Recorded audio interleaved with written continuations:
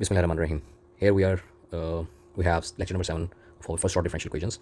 We will study two topics. One is called as zero state response, and the other one is called as zero input response.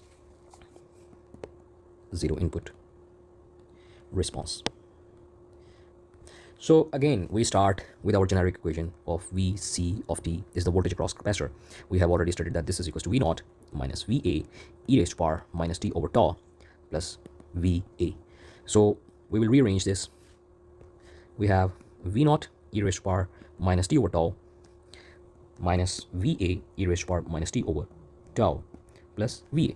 So this will becomes Va 1 minus e raised to power minus t over tau plus v naught e raised to power minus t over tau.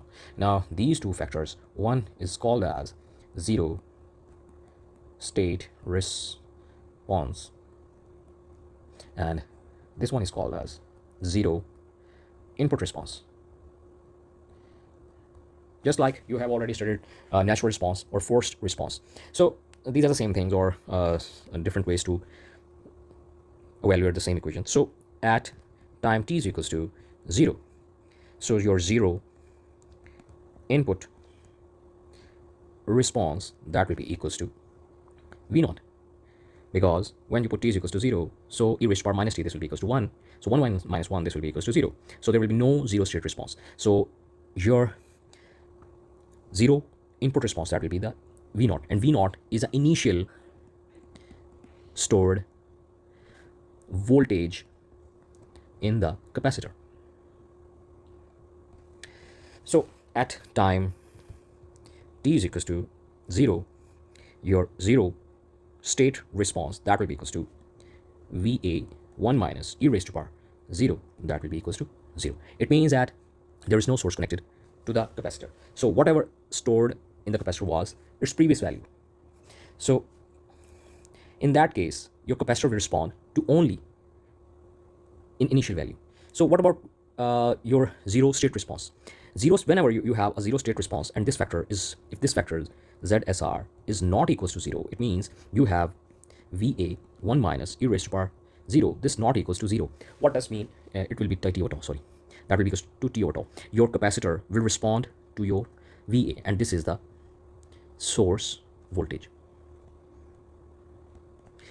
So I want to summarize this whole scenario with an example of water tank, such that there is already some water in the water tank, and there is a pipe that is on the top of the tank, and some water is coming inside it.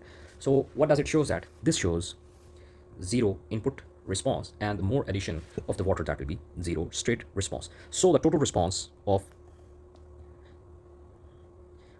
any RC circuit, that will be the equals to ZIR, means zero input response, plus ZSR, means zero state response.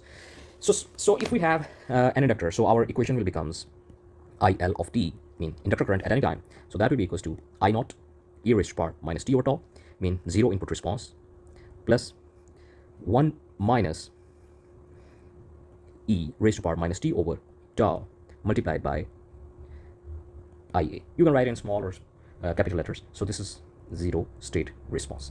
So if we plot these two type of curves, so what will be the difference? This one will be having a rising curve, and if we plot this type of equation, so this one will be a decaying curve. What does it mean? Whenever there is no source connected to your inductor or capacitor, your inductor or capacitor will always, its voltage will reduce, it will decay exponentially, and whenever you connect any source to resistor or inductor, its voltage will rise exponentially. So let's we make a summary of this complete topic. So we have zero input response when your input is 0, when there is no source source is connected, and it will be having a decaying curve.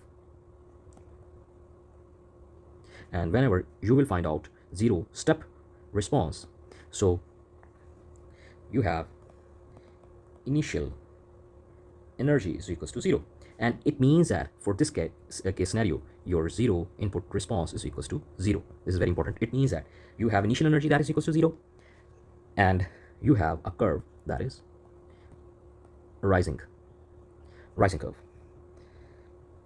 Now we will solve an example, a very simple one and a short one, just to elaborate our topic. We have a very interesting circuit such that this is an inductor example. We have a current source of 10 milliamps and we have a resistor connected in parallel to it, and there is a switch that is connected parallel to this resistor, and this resistance is 25 ohms, and this switch will turn off at times t is equals to 0, and there is one more resistor that is of 25 ohms connected, and we have an inductor that is 200 millihenry. Now what does this question demands? It says that to find out zero state response of our circuit, and from the previous topic you have studied that this is equals to IA 1 minus e raised to power minus t over tau. Now what do you want? What do you need? You need the value of IA and you need the value of tau. So tau is very easy to calculate, and what does we do? We do to calculate tau, we will take the values when after times t is equals to 0. So after times t is equal to 0, your circuit will get open and this resistor will come in series with this one, and we will open this source. So our circuit will reduce to this resistor, and this one. This will be our 25 ohms, and you have R Norton. So what will be the value of this one? This one will be equals to 50 ohms, and what is the value of inductor? And that is 200 millihenry. So by multiplying both, we have 4 into 10 raised to power minus 3 seconds, or we can write it as 4 milliseconds. Now what next? We want to calculate the value of IA. Now what is the value of IA? How to evaluate the value of IA? IA means when your inductor becomes short and your source will fully charge your inductor. So after at times t is equals to infinity, what does it say is that your resistor will becomes open and you have this type of circuit. You have 10 milliamps and a resistor of 25 ohms and a resistor of 25 ohms, and your inductor has become a short circuit now because it is acting just like a wire. So this current will be equals to as you know that both resistors are same, so this current will divide it into two parts, same parts. So 5 milliampere in this branch and 5 milliampere in this branch.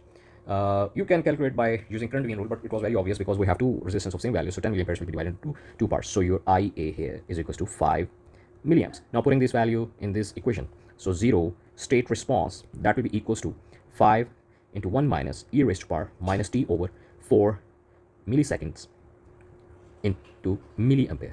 So we can again write in the simplest way. So 5 1 minus e minus 2 50t milliamps.